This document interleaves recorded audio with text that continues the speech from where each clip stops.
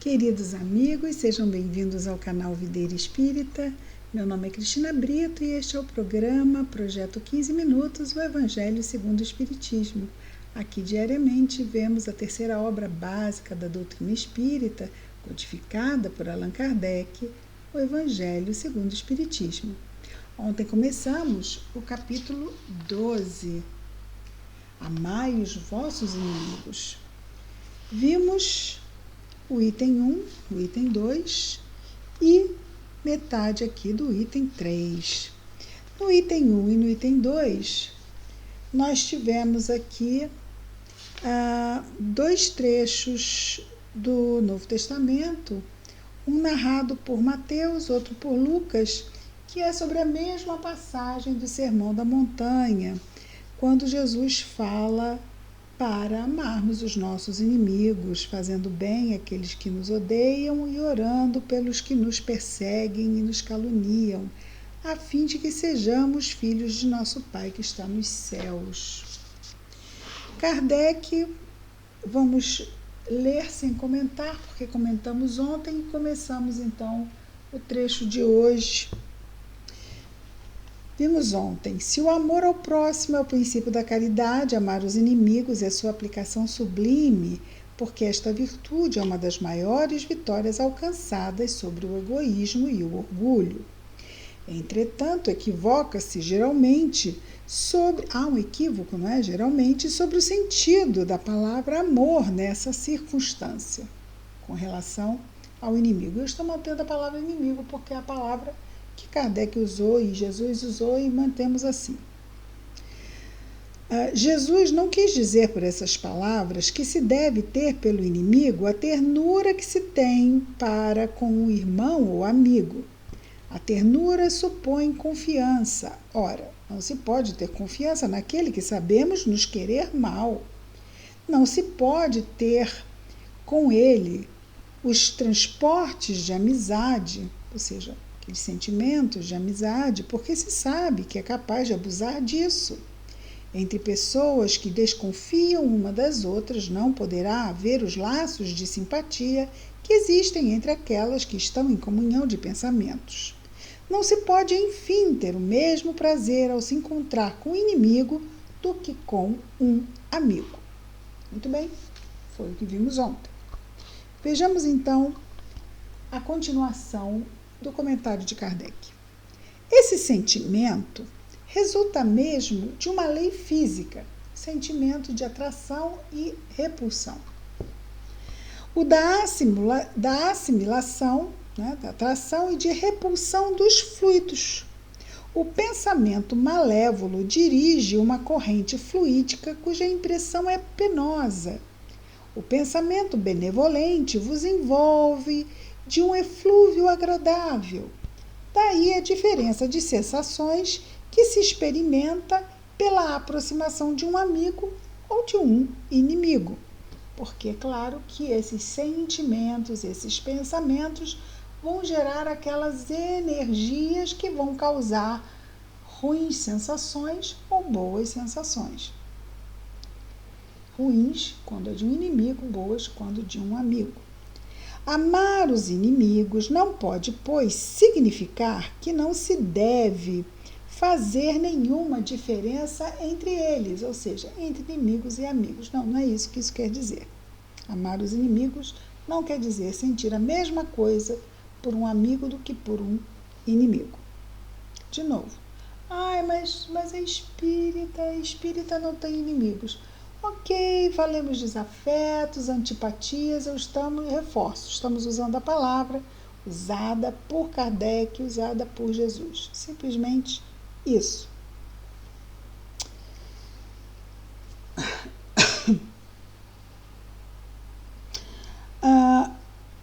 Amar os inimigos não pode, pois, significar que não se deve fazer nenhuma diferença entre eles e entre os inimigos e os amigos. Esse preceito não parece difícil,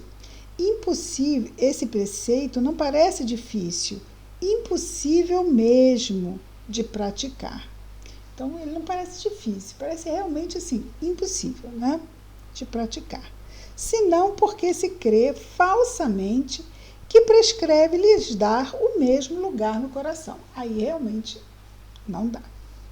Se a pobreza das línguas humanas obriga a se servir do mesmo termo para exprimir diversas nuances de sentimento, a razão deve diferenciá-las segundo o caso. Então, ele vai esmiuçar isso. Amar os inimigos não é, pois, ter para com eles uma afeição que não está na natureza, porque o contato de um inimigo faz bater o coração de maneira bem diferente do de um amigo. De um amigo. Vamos botar um. Aqui está um ponto e vírgula. Vou botar um ponto simples. O que é então? É não ter, amar os inimigos, é não ter contra eles nem ódio, nem rancor. Então, embora não seja exigido ter para um inimigo o mesmo sentimento do que amar um amigo, não vai ficar muito mais fácil, não é? Porque, vejamos, é não ter contra eles nem ódio, nem rancor, nem desejo de vingança. Isso até, né? Mas é rancor, ressentimento, mágoa, tudo isso que dificulta o quê? O perdão das ofensas, não é? É perdoar-lhes sem segunda intenção e incondicionalmente aqueles 70 vezes, 7 vezes que Jesus falou para Pedro. Quando Pedro perguntou a ele, quantas vezes devemos perdoar, Senhor? 7 vezes? Não te digo 7 vezes, mas 70 vezes, 7 vezes. Cada coisinha. É muita coisa. Mas, quantas vezes já fomos perdoados? Às vezes a gente não pensa sobre isso, não é? E não falamos numa encarnação, no somatório das nossas encarnações todas. É perdoar-lhes sem segunda intenção e incondicionalmente o mal que nos fazem.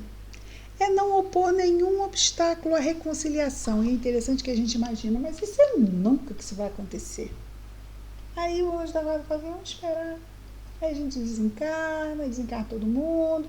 Aí a gente reencarna de novo e aquele desafeto. Vem como filho. E aí? Perdoa ou não perdoa? É incondicional ou não é? Não opõe nenhum obstáculo à reconciliação. É por isso que a família é tão maravilhosa. Porque às vezes a gente diz, mas de jeito nenhum. Aí o tempo vai e nos reúne na mesma família com os laços sagrados da maternidade, da paternidade, da filiação. E nós sabemos, infelizmente, que mesmo sob esses laços, muitas vezes os inimigos não se perdoam. Temos tantos crimes cometidos nesse sentido. É desejar-lhes aos inimigos o bem em lugar de desejar-lhes o mal. É regozijar-se em lugar de se afligir pelo bem que os alcança. Ou seja, coisas boas vão acontecer na vida dos desafetos. Vamos nos sentir bem com isto e não ficarmos ressentidos porque a vida está sendo boa para quem nos fez mal. É lhes estender a mão segura em caso de necessidade deles, né? É abster-se em palavras e em ações de tudo que possa prejudicá-los, em uma palavrinha. Tá achando bonzinho? Espera para ver. Nenhuma palavra, nem indiretazinha. Nenhuma palavra. É abster-se em palavras e em ações de tudo o que possa prejudicá-los. Enfim, é lhes retribuir em tudo o mal com o bem, sem intenção de os humilhar, porque tem pessoas que fazem isso para mostrar o quê? Sou bom, tá vendo? Serve para nada, mas eu perdoei. Podia dar certo no século XIX, mas isso parece meio arrogante, né? Total, né? Quem quer que faça isso, cumpre as condições do mandamento, ou seja, quem faz isso, se libertando de qualquer injunção negativa para quem quer que lhe faça mal, está cumprindo as condições do mandamento, amar os vossos inimigos. Simples assim. Vamos cumprir? Amar os vossos inimigos? Simples assim. Não, não é simples. Nada nesse mundo é simples, porque senão não seria um mundo de provas e expiações. Tudo que é difícil. Por quê? Porque nós temos várias viciações, vários padrões mentais equivocados que o Evangelho há 2000 anos veio nos retificar. Nem vamos falar dos 10 mandamentos, que foi bem conciso. Jesus já se deteve em explicar, em aprofundar, 2000 anos atrás. Então, perdoar os inimigos, amar os inimigos. Estamos aí há 2000 anos ouvindo e buscando exercitar. Imaginemos quantos inimigos nos foram colocados pela reencarnação dentro do lar, como filhos, como mães, como pais, como irmãos. Sempre a ação da providência divina para nos ajudar nesse processo de reaproximação, de superação das mágoas, dos ressentimentos e transformarmos o nosso sentimento, que no início é de simplesmente não desejar o mal, por sentimentos de amor. Ah, não, não é possível. É possível, nós somos imortais, só precisamos de alguns séculos às vezes. Mas está lá. Todos nós seremos uma grande família universal e como espíritos puros quando lá chegarmos. Teremos ressentimento para com alguém? De jeito nenhum, nosso coração estará puro. Amaremos intensamente a todos como Jesus nos amou. Amai-vos uns aos outros como eu vos amei. Sim, porque ele estava para partir e ele estava deixando essa lição para quem ficava. Vamos chegar lá. Então, assim, nunca, jamais é não conhecer a doutrina espírita. Porque no final dessa história nós somos espíritos puros e amaremos intensamente a todos. E nem vamos lembrar, porque vai ser daqui a tanto tempo. Sabe quando alguma coisa aconteceu há 20 anos e a gente assim, gente, mas eu era tão imaturo, eu dei valor àquilo. Eu dei valor àquela festa que eu não fui. Aquilo acabou comigo. Uma festa, nada. Nada. Eu fiquei semanas mal, fiquei de cama, fiquei com febre. Bobagem. Assim será também. Daqui a um bom tempo, vamos olhar para trás e dizer assim, eu me agastei com aquela pessoa. Ah, mas ela fez isso e aquilo assim, mas o que é isso? Nada, eu sou um espírito imortal. O que ela fez? Afetou lá a matéria? Quantas vezes eu não fiz isso também? Vamos mudando o nosso entendimento, como mudamos também com relação à nossa juventude. Muito bem, poderíamos começar o item 4? Poderíamos. Temos ainda um tempinho. Kardec, no item 4, ainda aqui, porque isso tudo aqui está se tratando de pagar o mal com o bem. Ele vai nos falar sobre a questão de como espíritas isso é nos facilitado. Mas é facilitado não que nos seja mais fácil, mas é facilitado pelo entendimento que a doutrina espírita nos traz.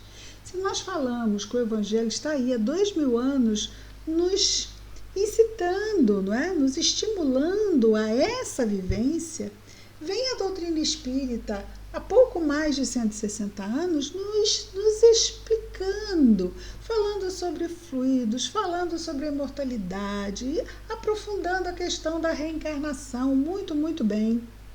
Então, nós passamos a ter um entendimento que nunca, jamais em outra encarnação, a não ser que a gente estivesse reencarnado lá em Paris, junto com Kardec, mas se não, né? Muito provavelmente, essa é a nossa primeira encarnação como espíritas. Para muitos, sim.